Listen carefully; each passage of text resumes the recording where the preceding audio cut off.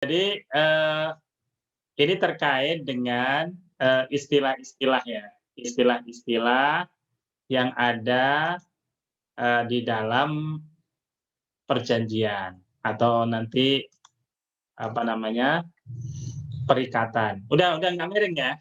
Jangan terus miring tuh, Nadia miring terus kepalanya nanti. Oke, jadi satu, ada istilah somasi ya.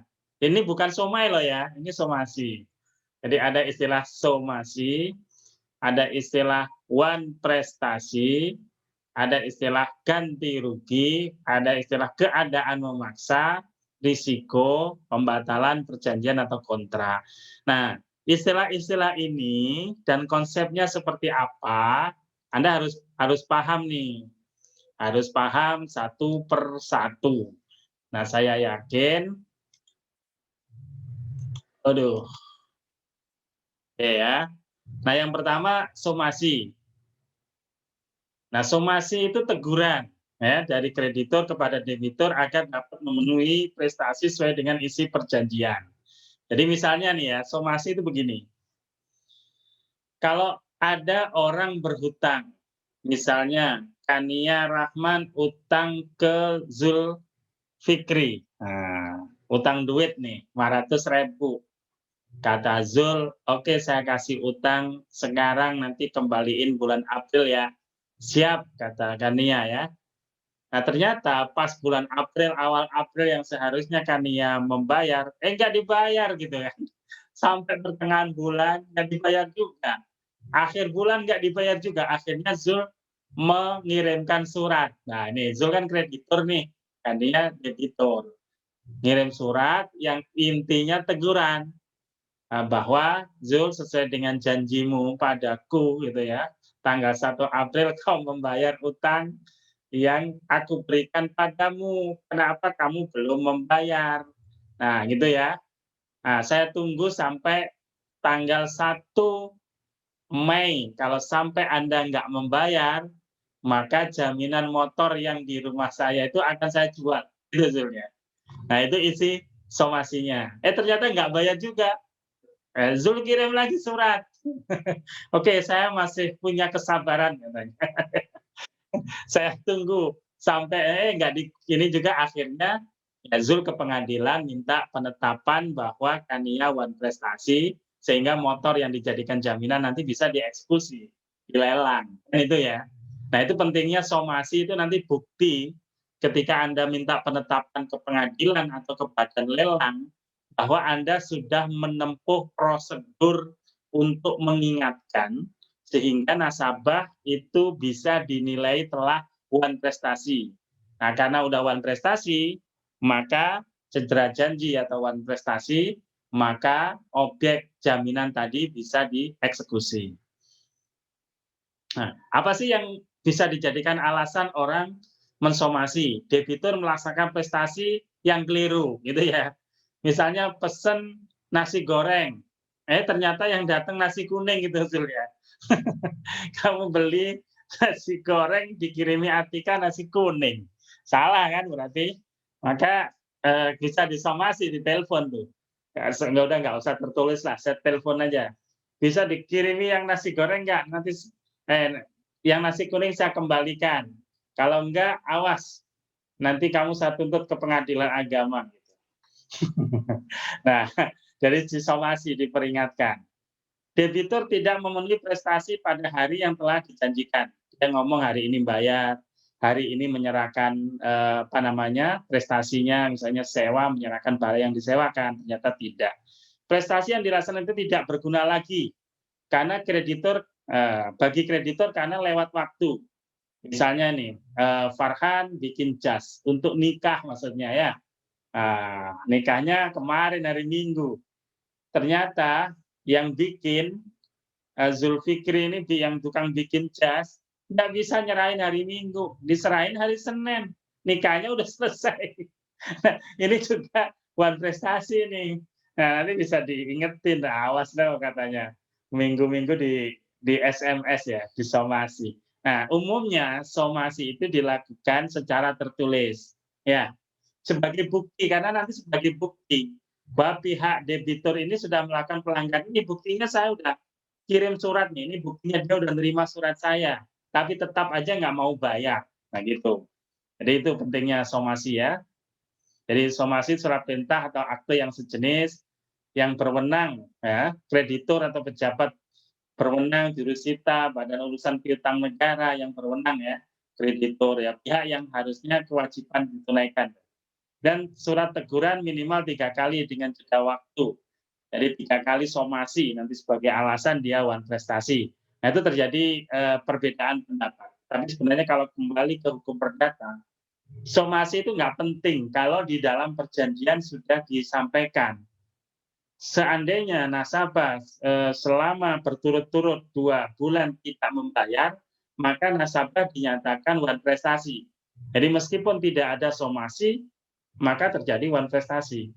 Tapi sebagai bentuk kehati-hatian, akhirnya dalam praktek selalu ada somasi tertulis juga untuk menguatkan ketika kasus itu harus diselesaikan di pengadilan. Ya. Isi somasi apa? Apa yang dituntut? Misalnya pembayaran pokok pembiayaan dan dendanya ya. Pokoknya kamu harus bayar deh, sisa utangmu segini. Plus kamu kena denda segini, jadi total yang kamu lunasi segini. Jadi tuntutannya apa? Dasar tuntutannya apa? Nah, saya nuntut itu karena kamu sudah melakukan perjanjian dengan saya tanggal sekian sekian sekian. Perjanjian terlampir. Terus apa yang inti lain? Tanggal paling lambat. Nah, saya tunggu kamu sampai tanggal sekian untuk membayar, gitu ya. Kalau enggak, ya berarti kamu sudah ingkar janji atau cedera janji wan prestasi, sehingga saya berhak untuk menuntut Anda, gitu ya, atau mengeksekusi jaminan atau membawa ke pengadilan. Nah, apakah somasi itu selalu diperlukan? Nah, kadang-kala nggak perlu. Debitur begitu dikirim surat langsung telepon balik. Pokoknya sampai mati pun saya nggak perlu bayar, gitu ya. Nggak akan bayar, gitu. Ya udah nggak perlu disomasi. Direkam aja deh ngomong begitu kan. Atau ditulis aja omonganmu di WA atau balas surat saya. Nah, kalau dia udah begitu nanti sebagai bukti bahwa dia memang sudah tidak ada itikat baik untuk membayar. Debitur mengakui kesalahan, oh iya saya salah, ya oke saya nanti saya ganti kerugiannya. Ya sudah, udah ngaku kesalahan, wah nggak afdol kalau nggak saya keluaran surat, gitu ya. Nah, gitu nggak perlu iseng. Kalau dia udah mengakui kesalahan dan siap mengganti, ya sudah. Kemudian pemenuhan prestasi tidak mungkin dilakukan keadaan maksa. Nah ini, jadi somasi nggak perlu disomasi kalau keadaan maksa. Farhan harus nyerahin hari ini misalnya beras 1 kintal ke Fikri. Tiba-tiba begitu mau berangkat, hujan gede, banjir tuh Farhan ya. Banjir, rumahnya aja tenggelam gitu ya, untung beras di lantai 2 gitu kan. Mau jalan nggak bisa. Padahal hari ini harus diserahin tuh beras. Nah, kemudian nelpon ke Zul Fikri, Zul, video yang ini saya kirimi video nih Zul, katanya. Apa videonya? Rumah saya banjir.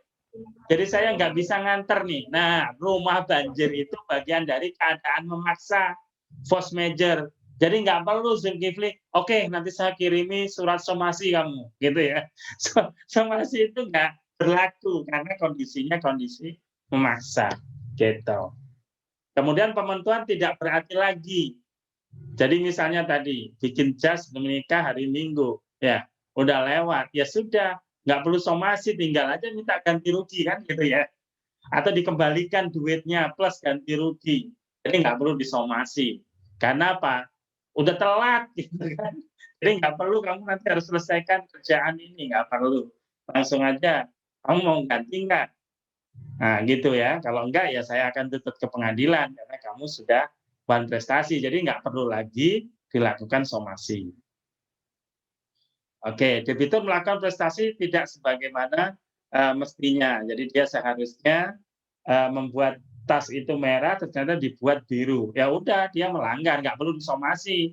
Tapi tinggal kamu mau mengganti yang sesuai pesanan atau enggak. Jadi nggak perlu somasi, tinggal diminta dia menggantikan gitu.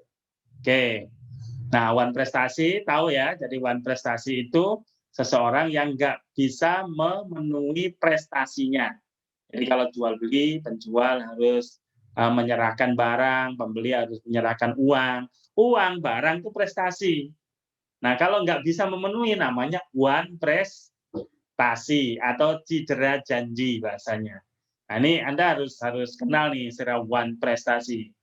Jadi yang keren kalau ngomong di antara ahli-ahli hukum ngomongnya one prestasi gitu ya. Nah, kalau cedera janji itu bahasa Indonesia. Kalau one itu bahasa apa tuh? Oke. Nah, apa yang biasanya menjadi penyebab ya orang one prestasi? Nanti ada dua kemungkinan ya.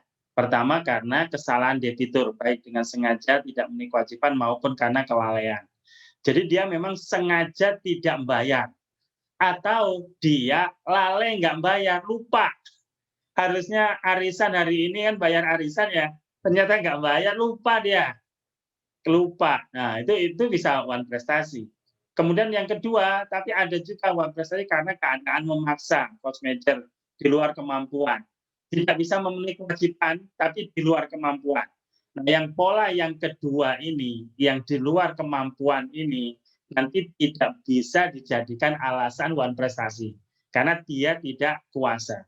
Jadi kondisi yang seperti ini bukan menjadi penyebab one prestasi. Bahwa ada kemungkinan gagal menyerahkan, iya, tapi kondisinya adalah kondisi memaksa. Jadi one prestasi apa aja sih? Debitur tidak bisa memenuhi prestasi sama sekali. Harusnya dia menyerahkan uang sama sekali nggak bisa. Harusnya menyerahkan barang sama sekali tidak bisa. Debitur memenuhi prestasi tapi tidak baik atau keliru. Tadi pesen tas pink ternyata diantri tas hitam gitu ya. Ada prestasinya tapi salah. Tidak atau keliru ya warnanya atau bahannya. Debitur memenuhi prestasi tapi tidak tepat waktu tadi. Harusnya gas dikirim minggu ternyata sudah selesai acara baru dikirim terlambat. Nah, itu juga bagian dari one prestasi. Nah, ketika terjadi one prestasi, debitur bisa dikenakan sanksi nggak? Bisa. Apa bentuk sanksinya? Ini nanti kalau di perdata ya, ini di perdata. Nanti saya jelaskan sekilas syariahnya. Debitur diwajibkan bayar ganti kerugian yang telah diderita oleh kreditur. Jadi gara-gara tadi dia tidak bisa menyerahkan misalnya baju setepat waktu, akhirnya krediturnya ya pihak yang pesen itu dirugikan. Wah, gara-gara kamu saya malu sekali. Maka atas kondisi itu saya nuntut ganti rugi. Nah, atau gara-gara kamu tidak bisa menyerahkan barang misalnya rumah ya nyewa, harusnya hari ini diserahkan kuncinya nggak diserahkan. Akhirnya saya yang nyewa harus di hotel, nyewa hotel. Nyewa hotel ternyata semalam 500, kunci baru besok diserahin. Maka saya bisa menuntut kerugian 500 itu kepada pihak yang saya sewa rumahnya telat ngasih kunci tadi. Nah, kemudian yang kedua, apabila perikatan itu timbal balik, kreditur dapat menuntut pemutusan atau pembatalan perikatan melalui hakim. Jadi kalau dulu, kalau terjadi one prestasi, ya sudah putus gitu ya. Jadi perikatan diputus. Misalnya saya pesan baju kok nggak dipenuhi, ya sudah nggak saya bayar. Nah itu. Nah cuman di dalam perdata itu kalau diputuskan harus melalui hakim. Nah ini yang saat ini banyak pasal ini disimpangi. Nanti kalau di perjanjian-perjanjian pasal 1266 ini sering dikecualikan. Artinya untuk menyatakan seseorang one prestasi nggak perlu ke hakim gitu ya.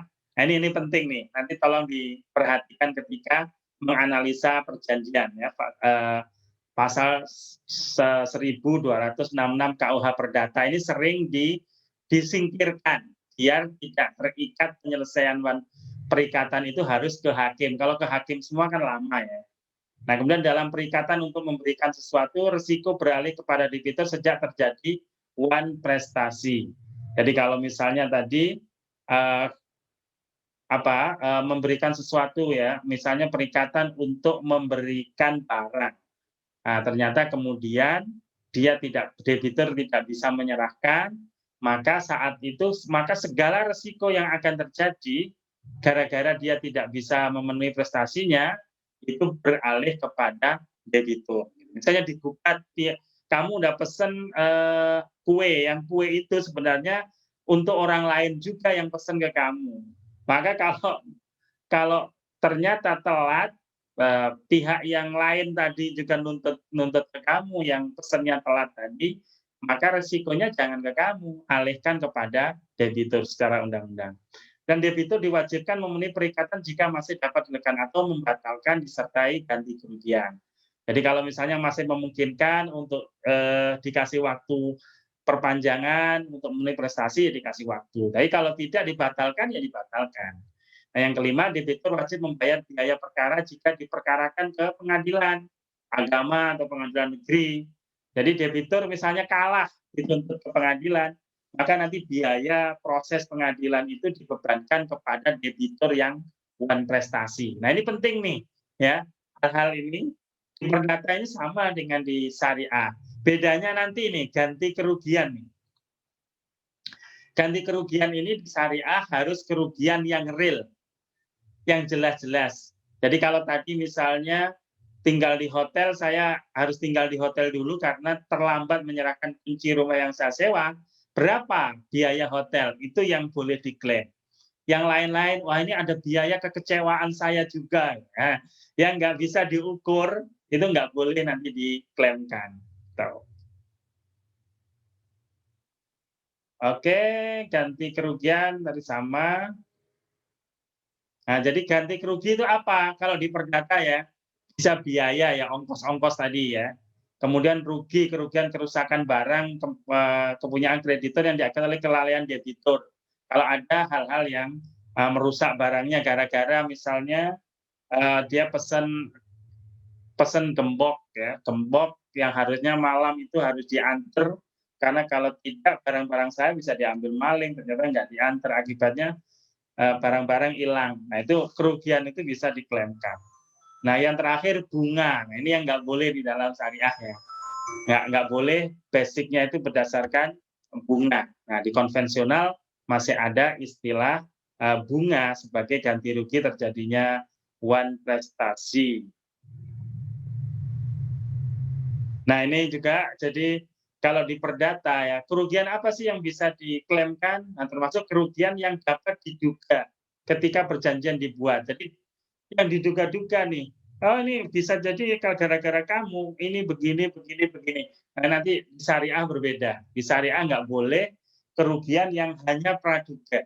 Harus bisa dibuktikan secara nyata bahwa kerugian itu memang sebagai akibat bukan prestasi. Nah, ini yang kedua nih, kerugian sebagai akibat langsung. Nah, kalau syariah yang kedua ini, kalau diduga itu tidak dibolehkan. Nah, ini. Nah, berikutnya keadaan memaksa yang substansinya adalah bahwa tadi ya orang ketika tidak bisa memenuhi prestasi namanya wan prestasi.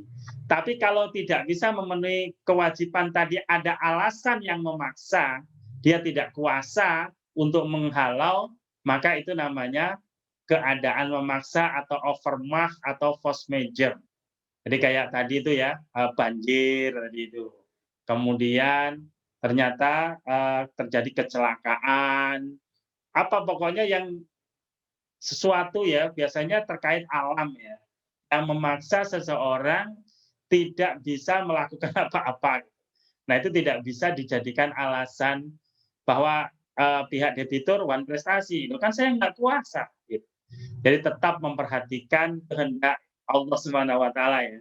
Diperhatikan. Dan dalam syariah juga sama. Nggak boleh orang yang dalam kondisi kepaksa itu dinilai wan prestasi. Sehingga di dalam fatwa nomor 17 tahun 2000 tentang sanksi untuk nasabah yang tidak membayar tepat waktu, itu syaratnya nasabah bank misalnya tidak dalam kondisi menghadapi peristiwa yang memaksa, force majeure, overmach, ini bisa membatalkan itu. Ini kan unsur-unsur ya, keadaan maksa, tidak dipenuhi prestasi karena suatu peristiwa yang membinasakan atau memusnahkan benda yang menjadi objek perikatan. Ini yang selalu bersifat tetap. Misalnya ya, mau menyerahkan mobil, ternyata ada banjir, akhirnya mobilnya ke bawah air itu kan ya, nggak bisa diserahkan, hilang. Nah, itu binasa itu. Atau mobilnya, tiba-tiba kebentur, tembok, rusak, sehingga nggak bisa diserahkan, dan itu bukan karena kesalahan dia. Nah itu. Yang kedua, tidak dapat dipenuhi prestasi karena suatu peristiwa yang menghalangi perbuatan debitur ini dapat bersifat tetap atau sementara, seperti banjir tadi ya. Banjir itu kan bisa lama ya, bisa juga sementara. Begitu surut ya harus segera disampaikan gitu. Nah, kalau sementara. Gitu. Kemudian peristiwa itu tidak dapat diketahui atau diduga. Jadi ciri-ciri force majeure itu tidak bisa diduga sebelumnya. Kalau misalnya sudah ada pemberitahuan nih, Bogor ini sudah siaga 1 gitu ya. Kemudian Anda melakukan transaksi dan akan menyerahkan hari ini, segera serahkan sebelum kiriman banjir sampai Jakarta, begitu. Jadi kalau misalnya sudah bisa terprediksi, itu bisa nggak masuk force majeure. Tapi kalau misalnya malam lagi tidur, tahu-tahu banjir, rumah udah terkepung air sehingga nggak bisa keluar, nah itu namanya force majeure karena tidak diketahui, tidak bisa diduga. Nah ini nanti syarat-syarat force majeure ini. Jadi kalau Anda nanti menjadi legal perusahaan, ada yang alasannya, wah banjir Pak, nah, kan kamu seharusnya sehari sebelumnya kan udah tahu, udah ada pengumuman kalau cuaca tidak baik dan saya sudah minta agar sehari sebelumnya dikirim barangnya. Nah, itu nanti untuk membuktikan bahwa sebenarnya tidak terjadi force majeure, Anda juga harus bisa menjelaskan. Gitu. Nah, kemudian berikutnya terkait tadi istilah risiko ya. Risiko itu kewajiban menanggung kerugian akibat overmark. Jadi ketika bukan one prestasi, karena force majeure tadi atau keadaan yang memaksa tadi, nah akibatnya kreditur dirugikan misalnya. Yang harusnya beras dikirim nggak jadi dikirim, yang harusnya uang dikirim langsung ternyata nggak dikirim langsung. Nah, bagaimana jika terjadi resiko kerugian? Nah, siapa yang menanggung resiko tersebut? Nah, itu maksudnya pembahasan resiko dalam konteks overmark ya atau force majeure itu. Nah, ini risiko ini ada di pasal 1237 ya, 1263. Ini yang membahas tentang risiko. Nah, tentu saja ketika terjadi force majeure tadi itu risiko tidak bisa dibebankan kepada debitur ya. Jadi tentu semuanya dua-duanya ya harus menanggung risiko masing-masing. Jadi nggak boleh ada perjanjian nanti pokoknya dalam kondisi apapun debitur harus bertanggung jawab. Nah, nggak bisa. Jadi dalam kondisi force majeure, risiko nggak boleh dibebankan kepada pihak yang tertimpa musibah tadi itu. Itu prinsip dasarnya. Nah, kemudian yang terakhir tentang pembatalan perjanjian. Tadi sudah banyak kita diskusikan ya, bahwa perjanjian itu bisa dibatalkan dan bisa batal demi hukum ya. Dibatalkan artinya kalau nggak dibatalkan nggak apa-apa, setuju ya berlangsung, sah jual belinya. Misalnya nih ya, tadi kan kedua belah pihak harus sepakat. Anda ikut kuliah sama saya punya buku, saya sampaikan. Siapa saja yang ikut kuliah sama saya, wajib memberi buku saya seharga 300, gitu ya. Padahal buku saya ini kalau di luar harganya hanya 100. Saya jual 300, mumpung mahasiswa nih ya. Jadi ini namanya diktator ya. Jual diktat beli motor nantinya. Nah, jadi saya bilang harus dibeli. Nah, Atika beli, Nadia beli, Farhan beli, Kania beli, semuanya beli sekelas. Nah, pertanyaannya, Anda kepaksa nggak? Kepaksa, Pak. Sebenarnya saya nggak minat ngomong di online cuma 100 katanya. Nah, pertanyaannya, Anda mau minta dibatalkan nggak karena kepaksa? Kalau Anda minta dibatalkan, bisa perjanjian itu. Ya, misalnya saya nggak dengan sukarela membatalkan, Anda tuntut ke pengadilan, bisa minta dibatalkan. Nah, kalau kemudian diputuskan oleh hakim bahwa ini adalah pelanggaran keterpaksaan ya karena dipaksa, maka nanti saya harus mengembalikan uang Anda, bahkan bisa ganti rugi. Nah, kemudian bagaimana kalau Anda tidak mempersoalkan, ya udahlah nggak apa-apalah, nggak perlu saya persoalkan. Nah, berarti kalau Anda nggak persoalkan, perjanjiannya tetap berlangsung, begitu. Nah, itulah yang tadi istilah bisa dibatalkan ya, atau dapat dibatalkan. Jadi perjanjian dibuat untuk mereka yang tidak cakap hukum, itu bisa dibatalkan ya, belum dewasa, ditaruh di bawah pengampuan ya, anaknya Oon gitu ya. Oon banyak duit gitu ya, orang stres banyak duit. Nah, dia kan biasanya duitnya dipegang oleh pihak yang ditunjuk, namanya kuratele atau pengampu. Maka nggak boleh kita melakukan perjanjian dengan orang-orang seperti itu.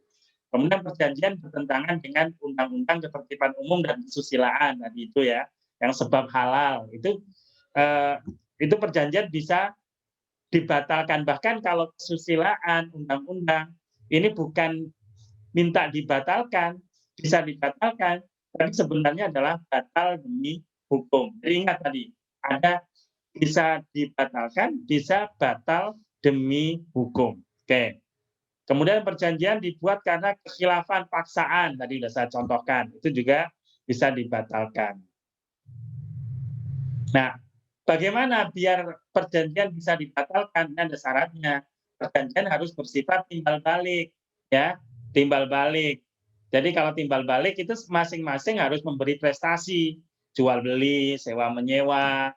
Nah, karena itu kalau tidak sifatnya timbal balik, ya nggak perlu dibatalkan. Misalnya hibah, ya nggak mau balikin aja, nggak perlu dibatalkan. Itu karena tidak timbal balik. Oke, harus ada wan prestasi. Nah, nih pembatalan dimulai karena adanya wan prestasi. Dia tidak tepat waktu. Ya udah itu berarti ada alasan bahwa dapat dibatalkan. Kemudian harus dengan keputusan hakim. Nah, ini yang tadi saya katakan. Prinsip dasar di perdata, pembatalan itu harus melalui keputusan hakim. Nah, bayangkan kalau seluruh proses bisnis itu harus melalui pengadilan, pertama, betapa sibuknya pengadilan. Yang kedua, betapa bertele-telenya proses bisnis tersebut. Nah, oleh karena itu, keharusan melalui pengadilan ini seringkali disisihkan. Ini sebenarnya terjadi perdebatan. Boleh nggak pasal kok tidak dipakai, tidak digunakan? Nah, ada yang membolehkan dengan alasan tadi kebebasan berkontrak tadi. Tapi yang kedua tidak bisa karena di antara syarat ketentuan yang harus ada dalam peraturan adalah sebab yang halal. Jadi nggak boleh sebab yang halal itu termasuk nggak boleh melanggar undang-undang. Jadi itu terdapat perbedaan ya di kalangan ahli hukum. Apakah boleh disimpangi nggak pembatalan melalui hakim? Itu terdapat perbedaan pendapat di kalangan ahli hukum. Oke. Nah, ketika kita membatalkan melalui hakim, bagaimana caranya? Ya, ada dengan cara aktif, yaitu menuntut pembatalan perjanjian di depan hakim. Jadi kita mengajukan gugatan ke pengadilan. Yang dua, dengan cara pembelaan, yaitu menunggu sampai digugat di depan hakim untuk memenuhi perjanjian, dan baru mengajukan alasan mengenai kekurangan. Jadi bisa dalam posisi kita membela diri. Udah digugat aja kalau kamu nggak setuju. Digugat ketika di pengadilan dia membela diri dan bisa menjelaskan, meyakinkan ke hakim, akhirnya justru dia yang minta pembatalan misalnya. Nah, itu bisa juga. Jadi bisa pasif, bisa aktif. Nah, saya kira itu ya, nanti yang lain-lain bisa dibaca. Nah, intinya terkait konsep-konsep tadi somasi, wan prestasi, ganti rugi, keadaan memaksa, risiko, kemudian pembatalan, konsep-konsep ini mohon diulang karena nanti ketika Anda sudah mendapatkan tugas menganalisa kontrak, semua istilah-istilah ini akan sering muncul ya di perjanjian. Jadi jangan sampai Anda nggak paham, waduh saya nggak paham, nanti malu tuh ya. Kalau udah kerja di perusahaan, bagian legal misalnya ya, ini apa ini maksudnya wan prestasi ini? Apa bedanya dengan wan abub misalnya? Wan-wan yang lain misalnya kan. Nah ini jangan sampai terjadi seperti itu. Jadi pastikan bahwa Anda paham istilah-istilah itu, konsepnya. Nah, oleh karena itu ini saya coba tampilkan, review kembali Nah, ini dua materi ini sudah mewakili ya secara umum materi hukum perikatan review kita. Oke, silakan kalau masih ada pertanyaan.